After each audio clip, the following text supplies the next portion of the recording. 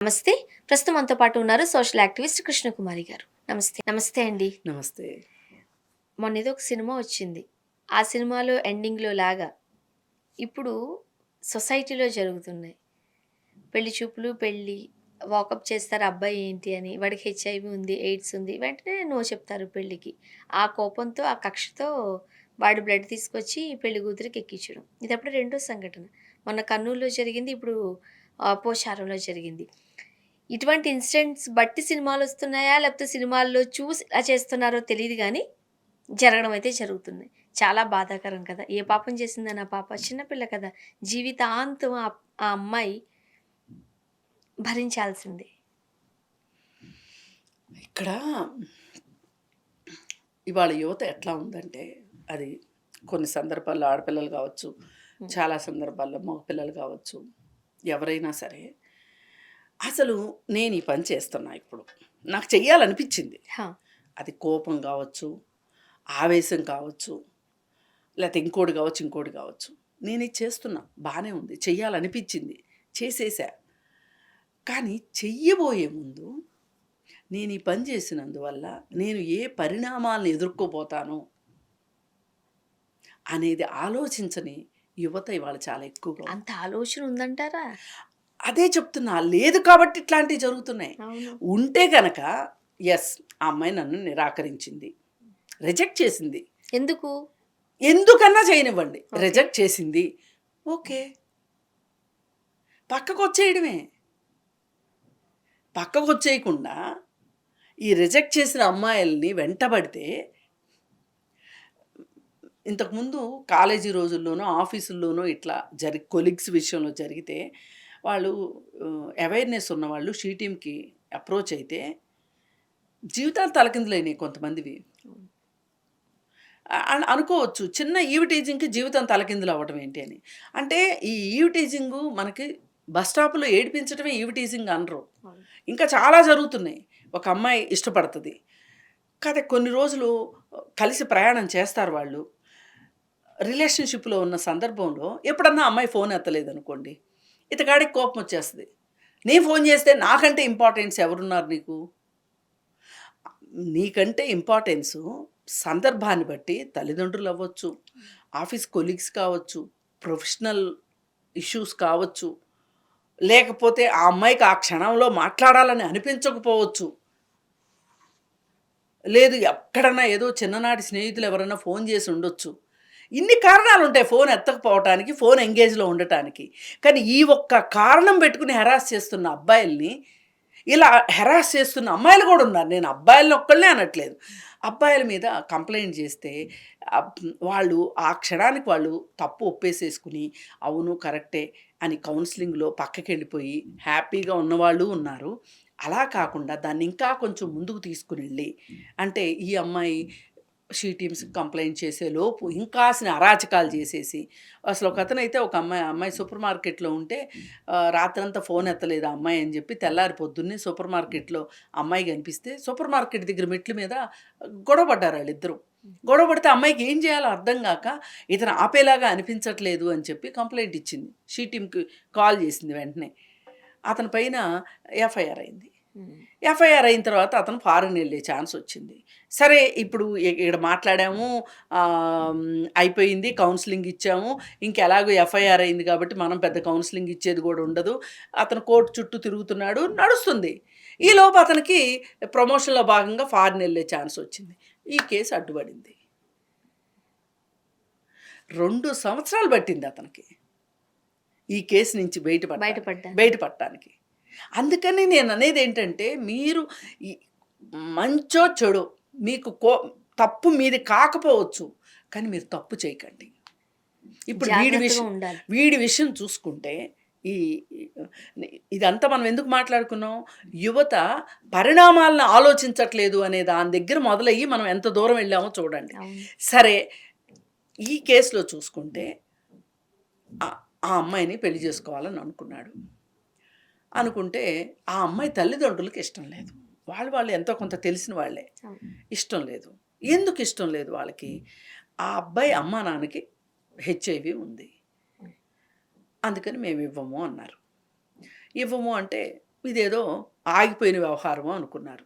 కానీ కొన్ని రోజులు పోయిన తర్వాత నీతో మాట్లాడేది ఉంది అని చెప్పి వాళ్ళ అమ్మా నాన్న లేని టైంలో ఇంటికెళ్ళి ఆ అమ్మాయితోటి మళ్ళీ వాదన పెట్టుకొని నేను నిన్ను పెళ్లి చేసుకోవాలనుకుంటున్నాను నువ్వు ఒప్పుకో అని చెప్పి ఆ అమ్మాయి ఒప్పుకోకపోతే అప్పటికే వీడు ప్లాన్డ్గా వెళ్ళాడు. సిరంజి తీసుకుని బ్లడ్ తీసుకొని వెళ్ళి ఆ అమ్మాయికి ఎక్కించాడు. ఎక్కించి వెళ్ళిపోయాడు. తర్వాత వాళ్ళ అమ్మా నాన్నకి చెప్తే డాక్టర్ దగ్గర తీసుకెళ్తే చూస్తే నిజంగానే ఇంజెక్షన్ చేసినట్టుంది. మరి ఇప్పుడు ఆ అమ్మాయి హెల్త్ ఏమవుతుంది? దాని నుంచి ఏమైనా చేయగలుగుతారా? మరి మనకు తెలీదు మెడికల్గా ఏం చేస్తారో, దాన్ని ఎట్లా మందుల ద్వారా చేస్తారా లేదా బ్లడ్ అంతా తీస్తారా అనే దానికంటే కూడా ఇక్కడ ఆలోచించాల్సిన విషయం ఏంటంటే, మీరు ఇందాక ఓ మాట అన్నారు, సినిమాల్లో చూసి బయట జరుగుతుందా, బయట జరుగుతుంది చూసి సినిమాల్లో తీస్తున్నారా అని చెప్పి. ఇవాళ సినిమాల్లో చూపించారా లేదా అనే దానికన్నా కూడా ఒక క్రైమ్ చెయ్యాలి అని అనుకుని డిసైడ్ అయిన తర్వాత యూట్యూబ్ సెర్చ్ చేస్తున్నారు, అవును. గూగుల్లో సెర్చ్ చేస్తున్నారు. ఈ గూగుల్లో సెర్చ్ చేసి దాని ప్రకారం ఆయుధాలు తెప్పించుకోవటం, ఆ ఆయుధాలతోటి హత్యలు చేయటం కూడా మనం చూస్తూనే ఉన్నాం. ఇప్పుడు మరి వీళ్ళు ఇలా చేశారని మనకు ఎట్టా తెలుస్తుంది? ఆ తర్వాత జరిగిన తర్వాత పోలీసులు వాళ్ళ ఫోన్లు స్వాధీనం చేసుకుంటే అది మొత్తం రిట్రీవ్ చేస్తే వీళ్ళు గత 6 నెలలుగానో గత సంవత్సర కాలంగానో 2 సంవత్సరాల కాలంగానో వీళ్ళ యాక్టివిటీస్ అన్నీ బయటకు వస్తున్నాయి. ఇవి సోషల్ మీడియా ఇందుకు కూడా ఉపయోగపడుతుంది. ఒకప్పుడు సినిమాలు ఉపయోగపడింది, ఇప్పుడు సోషల్ మీడియా కూడా తన పాత్ర తాను పోషిస్తోంది.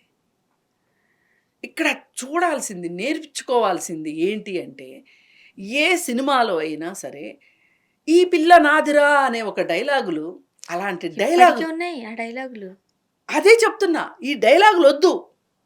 మీరు డైలాగులు రాసేటప్పుడే ఈ ఒక మూర్ఖత్వాన్ని పెంచే డైలాగుల్ని పెట్టకండి. నేను అందుకే ప్రతిసారి యానిమల్ సినిమాని ఎందుకు తీసుకొస్తాను అంటే, అర్జున్ రెడ్డి సినిమాని ఎందుకు తీసుకొస్తాను అంటే, సోకాల్స్ వంగా సందీప్ రెడ్డిని ఎందుకు నేను టార్గెట్ చేసి మాట్లాడతానంటే, ఎస్ నేను టార్గెట్ చేసే మాట్లాడతా అతన్ని. ఎందుకు అంటే ఇలాంటి వినూత్నమైనవన్నీ కనిపెట్టింది ఆ పెద్ద మనిషే.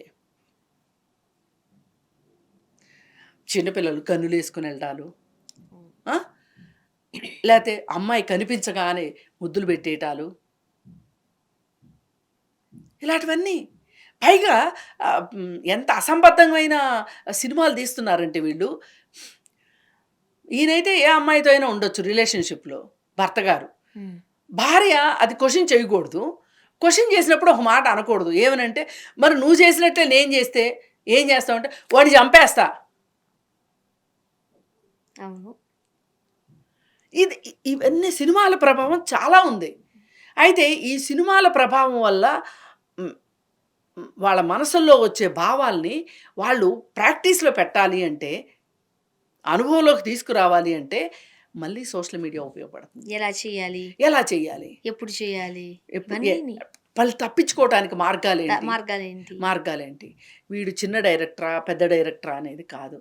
లేదు, ఒక ఫ్రెష్ డైరెక్టర్ అంటారు కొత్త డైరెక్టర్ని, అలా అని లేకపోతే సృజనాత్మకత పొంగి పొంగి పొంగి పొంగి మూసిలాగా పొంగి పొరలుతుందని చెప్తారు.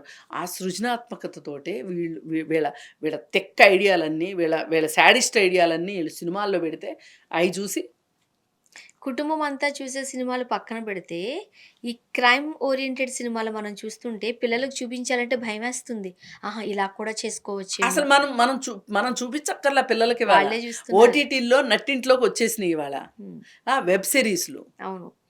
ఇవన్నీ చాలా వైలెన్స్ తప్పితే ఏమీ కనిపించట్లా. బ్లడ్ ఒక్కొక్క సినిమా చూస్తుంటే, యానిమల్ అనే సినిమాలో ఆశాంతము ఎన్ని లీటర్ల రెడ్ కలర్ వాడారో నాకైతే తెలియదు, కానీ ఎప్పుడు ఏ సీన్లో బ్లడ్ వస్తుందో మనకు అర్థం కాదు. బ్లడ్ రాదో తెలియదు. అమ్మయ్య, ఈ సీన్లో బ్లడ్ రాలేదు అనిపించేటట్లు. అందుకని ఏంటంటే, ఏ రకంగా చూసినా ఇవాళ యువతని, అసలు ఒక అమ్మాయి నేను కోరుకున్నాను అంటే ఖచ్చితంగా నాకు ఆ అమ్మాయి నాకు దక్కాల్సిందే ఈ అనే పిల్ల ఒక నాది ఆ! డైలాగ్. డైలాగు. ఈ నాకు దక్కాల్సిందే, నాకు దక్కని పిల్ల ఇంకెవరికీ దక్కటానికి వీల్లేదు అనే ఒక మనస్తత్వం పోవాల్సిందే యూత్‌లో. ఆ మనస్తత్వాన్ని పెంచి పోషిస్తున్నది ఏదైనా సరే సమాజానికి శత్రువే. అందుకే అతను ఆ పని చేయగలిగాడు. ఏది ఏమైనా అతనికి చాలా కఠినమైన శిక్ష ఉంటది. పైగా అసలు ఇట్లాంటి వాటి గురించి పదే పదే మాట్లాడాలి. మాట్లాడాలి. ఇట్లా చేసిన వాళ్ళకి శిక్షలేంటి అనేది మాట్లాడాలి. గట్టిగా ఆ! పడతాయి. బయటకొచ్చే ప్రసక్తి లేదు అని లేదు తెలియాలి. అనేది భయముండాలి. అనేది తెలియాలి. అందుకని ఏది ఏమైనప్పటికీ పాపం ఆ అమ్మాయికి మటుకు ఆరోగ్యం బావుండాలని, పైగా అవును. ప్రభుత్వమే ఆ అమ్మాయి ఆరోగ్యానికి సంబంధించిన మొత్తం బాధ్యత బాధ్యత తీసుకోవాలి. తీసుకోవాలి. అలాగే ఆ అమ్మాయికి భవిష్యత్తులో ఉపాధి గురించి కూడా ఇప్పుడు ఆ అమ్మాయిని ఇంత జరిగిన తర్వాత ఇంకొకతను ఎవరన్నా వచ్చి పెళ్లి చేసుకుంటారు అంటే ఆలోచించాల్సిన అంటే విషయమే. మంచి మనసు ఉండొచ్చు, విశాలమైన హృదయం ఉన్న ఉండొచ్చు కానీ, ఆరోగ్యంతో సంబంధించిన విషయం ఇది. విషయం. అది వాళ్ళకొస్తదేమో అని ఒక భయం భయం ఉంటది. ఉంటది గదా! అది భయం ఇక్కడ. ఆ! అది పిల్లలకొస్తది అనే భయం. భయం ఉంటది. అందుకని ఏంటంటే, ఆ అమ్మాయికి ఇవాళ కౌన్సెలింగ్ చాలా అవసరం. ఆర్థిక సహాయం అవసరం. అలాగే ఆరోగ్య సహాయం కూడా చాలా అవసరమైన అవసరం. పరిస్థితిలో ఉంది. ప్రభుత్వం మట్టుకు ఈ విషయంలో బాధ్యత వహించాలని కోరుకుంటున్నాను. థాంక్ యూ అండి. Thank you.